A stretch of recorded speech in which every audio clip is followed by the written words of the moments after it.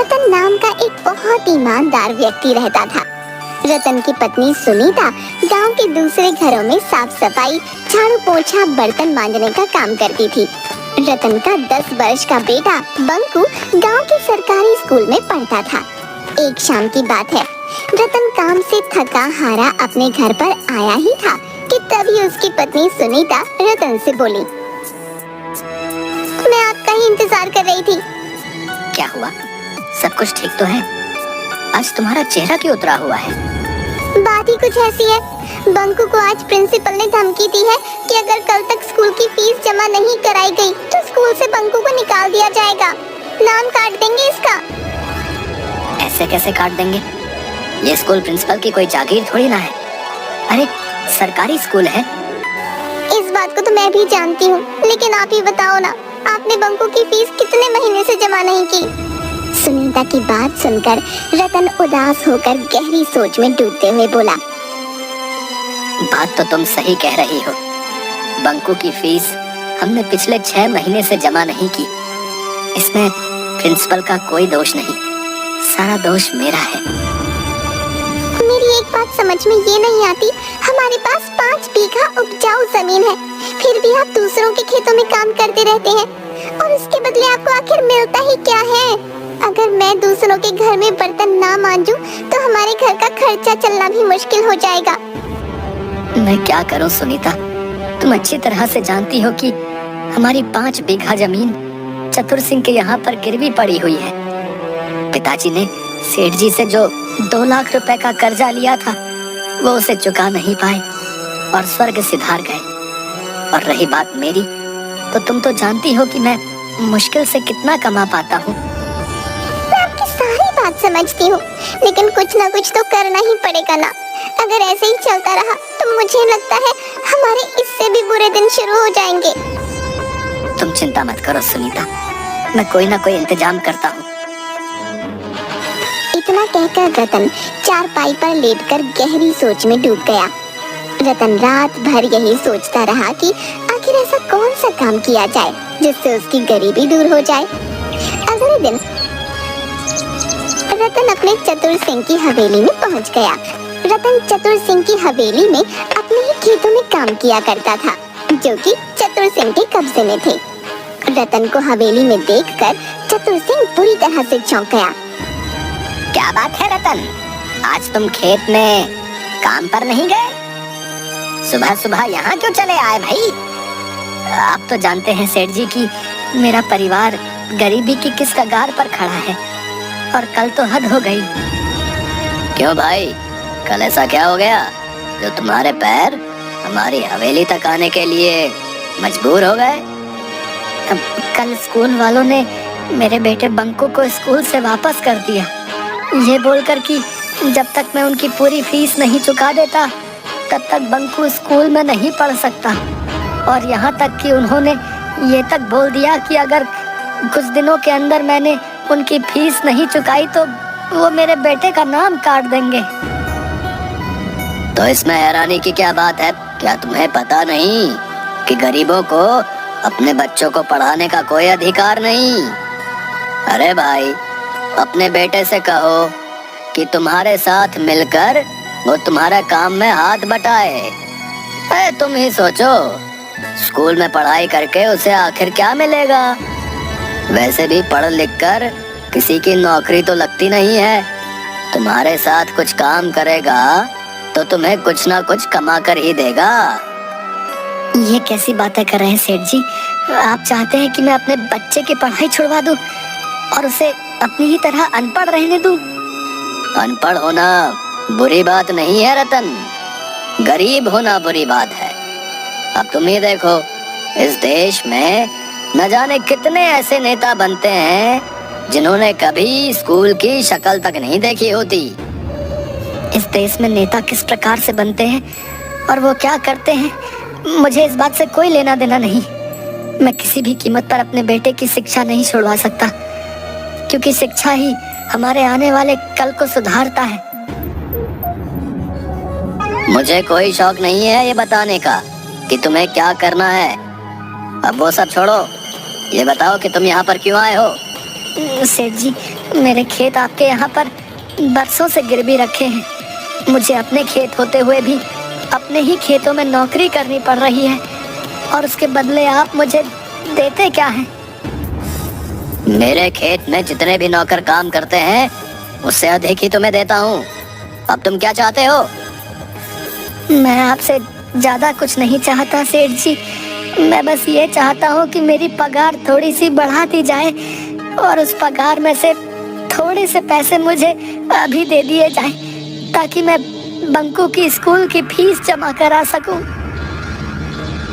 रतन की बात सुनकर चतुर सिंह जोर जोर से हंसते हुए बोला, लगता है तुम्हारा दिमाग खराब हो गया रतन, हैं? तुम शायद भूल गए हो कि तुम्हारे पिताजी ने मुझसे 2 लाख का कर्जा लिया था। 2 लाख का। जी मुझे अच्छी तरह से याद है सेठ जी, और उस कर्ज को चुकाते चुकाते मुझे 20 बरस से अधिक हो गए हैं। मैं 15 साल का था जब से मैं अपने ही खेतों में दिन रात कोल्हू के बैल की तरह जुता रहता हूँ, लेकिन ना के बराबर आपसे पगार लेता हूँ। उसके बावजूद भी आपके 2 लाख रुपए खत्म होने का नाम ही नहीं ले रहे। तुम जितना काम करते हो उतना तुम ले जाते हो, और रहा सवाल तुम्हारे खेत का, तो तुम्हारे पिताजी ने 2 लाख रुपए मुझसे उधार लिए थे, जो ब्याज मिलाकर आज की तारीख में कम से कम 10 लाख रुपए होते हैं। 10 लाख रुपए मुझे दे दो और अपने खेत वापस ले लो। उसके बाद अपनी मर्जी के मुताबिक अपने खेत में हल चलाना और फसल बोना। मैं तुमसे कोई सवाल नहीं करने वाला। तो क्या आप मेरी पगार नहीं बढ़ाएंगे सेठ जी? मैं बहुत मजबूरी में आपके पास आया हूँ। जिसे तुम मजबूरी कहते हो, हमारी भाषा में उसे बगावत कहते हैं, बगावत। और मैं बागियों की बात नहीं मानता, और ना ही उन्हें काम पर रखता हूँ। अब सुनो तुम, अब से तुम्हें काम पर आने की कोई भी जरूरत नहीं है। जाओ जाओ जाओ जाओ, अब तुम जा सकते हो यहाँ से, जाओ। रतन मुंह लटकाकर घर चला आया, जहाँ पर उसका पड़ोसी बिरजू पहले से ही उसका इंतजार कर रहा था। बिरजू भी चतुर सिंह की हवेली में ही काम किया करता था। रतन को उदास देखकर बिरजू मुस्कुराता हुआ बोला, मैं जानता था कि चतुर सिंह तुम्हारी पगार नहीं बढ़ाएगा और तुम्हें काम से भी निकाल देगा। तुम्हारे चेहरे की मायूसी बता रही है कि तुम्हारे साथ कुछ ऐसा ही हुआ है। तुमने बिल्कुल सही कहा बिरजू। मैंने चतुर सिंह के यहाँ पर 20 साल लगातार कितनी मेहनत और ईमानदारी से काम किया। आज जब मैंने अपनी पगार में कुछ रुपए बढ़ाने की बात की तो उसने मुझे काम से ही निकाल दिया। और तो और जो मेरे पिताजी ने 2 लाख रुपए जो कर्ज लिए थे वो अब 10 लाख रुपए में परिवर्तित हो गए। बताओ। अरे मैंने तुमसे पहले भी कहा था और अब भी कह रहा हूँ कि मैं जानता हूँ कि चतुर सिंह अपनी तिजोरी कहाँ रखता है, और तो और मैं ये भी जानता हूँ कि उस तिजोरी की चाबी कहाँ है। लेकिन तुम मेरा साथ देने के लिए कभी तैयार ही नहीं होते यार। मेरा जवाब तुम्हारे लिए कल भी ना था और आज भी ना है। मैं चोर नहीं हूँ। अरे राजा हरिश्चंद्र बनकर तुम्हें आखिर मिलेगा क्या है? तुम खुद ही देखो, उस सेठ ने तुम्हारी पगार बढ़ाने से मना कर दिया, और तो और तुम्हें काम से भी निकाल दिया। उसके बाद भी तुम ऐसी बातें कर रहे हो है बे? हाँ, अगर उसने मुझे काम से बाहर निकाल दिया तो ये उसका स्वभाव है भाई। मैं उसके स्वभाव की वजह से चोर नहीं बन सकता। मुझे अपनी ईमानदारी पर पूरा भरोसा है। एक ना एक दिन मेरे दिन जरूर बदलेंगे भाई। रतन की बात सुनकर बिरजू क्रोधित होते हुए रतन की ओर देखकर बोला, हाँ जरूर बदलेंगे रतन, जरूर बदलेंगे, लेकिन सिर्फ सपनों में। हाँ। इतना कहकर बिरजू वहाँ से चला गया। बिरजू के जाते ही रतन की पत्नी सुनीता रतन से बोली, पहले तो मुझे बिरजू के ऊपर बहुत क्रोध आता था, लेकिन जिस तरह से आज उस सेठ ने तुम्हें काम से निकाल दिया, अब तो मुझे बिरजू की बात सही लग रही है। तुम्हें बिरजू का साथ देना चाहिए। ये तुम कैसी बातें कर रही हो सुनीता? तुम जानती हो ये बिरजू मुझे चतुर सिंह के घर पर चोरी करने को बोल रहा है। क्या मैं तुम्हें चोर दिखता हूँ? चतुर सिंह एक नंबर का पापी है। पापियों के घर पर चोरी करने में क्या शर्माना। तुम्हारे हाथ में कुछ पैसे आ जाएंगे तो हमारे दिन वक्त अच्छे हो जाएंगे। ईश्वर पर भरोसा रखो सुनीता, और याद रखना मैं चोरी नहीं करूंगा। हाँ। रतन की बात सुनकर रतन की पत्नी सुनीता चुप हो गई। कुछ दिन के बाद रतन के बुरे दिन शुरू हो गए। रतन ने पूरे गांव में हर किसी से काम मांगा, मगर उसे काम नहीं मिला। कुछ ही दिनों के बाद उसके घर पर राशन पानी सब कुछ खत्म हो गया। रतन और उसके परिवार की भूखे मरने की नौबत आ गई। एक दिन रतन की पत्नी सुनीता रतन को 3 रुपये देती हुई बोली, ये लीजिए, मेरे पास सिर्फ यही 3 रुपए बचे हैं। 3 रुपए में भला क्या आ जाएगा सुनीता? आपके सेठ की वजह से मुझे भी मेरे मालिक ने काम से निकाल दिया। ये 3 रुपए ही बचे हैं मेरे पास। आपके पास तो आपकी ईमानदारी के अलावा कुछ है ही नहीं। जाइए और शाम के समय खाली हाथ मत आइएगा। रतन उदास होकर अपने घर से चल दिया और एक पेड़ के नीचे बैठकर अपनी गरीबी के बारे में सोचते हुए फूट फूट कर रोने लगा। तभी एक बुजुर्ग व्यक्ति हाथों में लाठी थामे रतन के पास आकर बोले, कौन हो तुम और क्यों रो रहे हो? मैं बहुत परेशान हूँ बाबा, अभी मेरा बातचीत करने का बिल्कुल भी मन नहीं है। अरे, बातचीत करने से मन हल्का हो जाता है बेटा।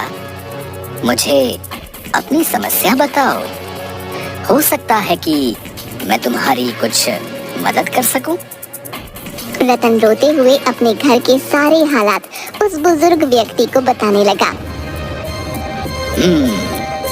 तुम्हारी समस्या का एक हल है मेरे पास। मैं एक ऐसे बाजार के बारे में जानता हूँ जो चोर बाजार के नाम से प्रसिद्ध है, जहाँ पर एक से एक महंगी वस्तु बहुत सस्ते दामों में मिलती है। तुम्हारे 3 रुपए से तुम बहुत कुछ ला सकते हो। लेकिन बाबा, मैं चोरी के सख्त खिलाफ हूँ और आप मुझे चोर बाजार जाने की बोल रहे हैं। बेटा, उसका नाम चोर बाजार है, लेकिन वहाँ पर चोरी की वस्तुएं नहीं मिलती। ये तो बस एक मुहावरा होता है। उस बुजुर्ग व्यक्ति ने रतन को एक जंगल का पता दिया। लेकिन बाबा, वहाँ तो घना जंगल है। कुछ खास चोर बाजार अक्सर घने जंगलों में ही लगते हैं बेटा। रतन धीमे धीमे कदमों से उस जंगल की ओर चल दिया। कुछ दूर जाकर उसे एक जंगल में बाजार लगा नजर आया, जहाँ पर एक से एक आधुनिक वस्तु लेकर पुरानी वस्तुएं तक बिक रही थीं। उस चोर बाजार में खाने पीने की वस्तुओं से लेकर हवाई जहाज तक मौजूद था। ये देखकर रतन की आश्चर्य से आंखें फटी की फटी रह गईं। तभी रतन की नजर दाल चावल की दुकान पर पड़ी। रतन वहां पहुंचते ही झिझकते हुए उस दुकानदार से बोला, भैया, ये आटे की बोरी और दाल की बोरी कितने किलो की है? भैया, ये आटे की बोरी जो है 25 किलो की, और ये दाल की बोरी भी 25 किलो की है। मेरे पास तो केवल 3 रुपए हैं, लेकिन पापा ने कहा था कि यहाँ पर बहुत सस्ती वस्तुएं मिलती हैं। रतन को सोचते देख वो दुकानदार रतन से बोला, क्या हो गया भैया, किस सोच में पड़ गए? ये आटे और दाल की बोरी मुझे कितने में मिल जाएगी? अरे भैया, केवल 1 रुपए में। ये सुनकर रतन बुरी तरह से दंग रह गया। कहीं आप मजाक तो नहीं कर रहे? अरे भैया, मुझे लग रहा है कि आप यहाँ पर नए हो। रतन ने उसे 1 रुपया दे दिया और बोरी घर पर उठाकर ले आया। अरे, आपके पास तो कल 3 रुपये थे, क्या आप किसी से पैसे उधार लेकर आए हो क्या? पागल हो गई हो क्या? मुझ जैसे गरीबों को कौन भला पैसे उधार देगा? इतना बोलकर रतन ने सारी बात अपनी पत्नी सुनीता को बता दी। अगर ऐसी बात है तो फिर से आप उस चोर बाजार से वस्तुएं लाकर कोई व्यापार क्यों नहीं शुरू करते? लेकिन अब मेरे पास केवल 1 रुपया ही बचा है। कोई बात नहीं, आपने कहा कि उस बाजार में 1 रुपए में कोई भी महंगी वस्तु मिल जाती है। आप 1 रुपए की कोई भी महंगी वस्तु ले लीजिए और उसे बेच दीजिए। फिर अगले दिन आपको जो मुनाफा हो उससे और अधिक सामान ले आइए। रतन को अपनी पत्नी की बात पसंद आई। अगले दिन रतन चोर बाजार में पहुंच गया। वो सीधा एक कंप्यूटर की दुकान पर पहुंचा और एक महंगा कंप्यूटर 1 रुपये में खरीद कर ले आया और गांव में बेच दिया। रतन को उस कंप्यूटर से पूरे 20,000 रुपए का मुनाफा हुआ। उसके बाद ऐसा रोज होने लगा। रतन कुछ ही दिनों में देखते ही देखते रतन के दिन बदल गए। अब बंकू सरकारी स्कूल में नहीं बल्कि एक महंगे प्राइवेट स्कूल में पढ़ने लगा और रतन के टूटे फूटे घर की जगह एक बहुत बड़ा आलीशान मकान बन गया। कुछ महीनों बाद रतन सीधा सेठ के पास पहुंचा। सेठ जी, ये लीजिए 10 लाख रुपए। वो सब तो सही है रतन, लेकिन मेरी समझ में नहीं आता कि आखिर तुम इतने पैसे ले कहां से आए। सेठ जी, आपको अपने कर्ज से मतलब है, इससे आपको कोई मतलब नहीं कि मैं ये पैसे कहां से लेकर आया। बाकी पूरा गांव जानता है कि मैं एक ईमानदार हूँ, कोई भी गलत कार्य नहीं कर सकता। रतन का टका सा जवाब सुनकर सेठ अपने दांत पीस कर रह गया। वो चाहकर भी अब कुछ नहीं बोल सकता था क्योंकि रतन अब उसकी बराबरी तक पहुंच गया था। रतन ने अपने पिता की जमीन छुड़ा ली। इसका पीछा करना पड़ेगा। सुना है ये अक्सर जंगलों में जाता रहता है। अगले दिन सेठ रतन का चुपके चुपके पीछा करने लगा। सेठ ने देखा कि रतन एक जंगल में जाकर रुक गया और जंगल के पेड़ों में से अकेले अकेले बातें करने लगा। ये देखकर सेठ बुरी तरह से डरते हुए अपने आप से बोला, लगता है कि इसे पता लग गया है कि मैं इसका पीछा कर रहा हूँ।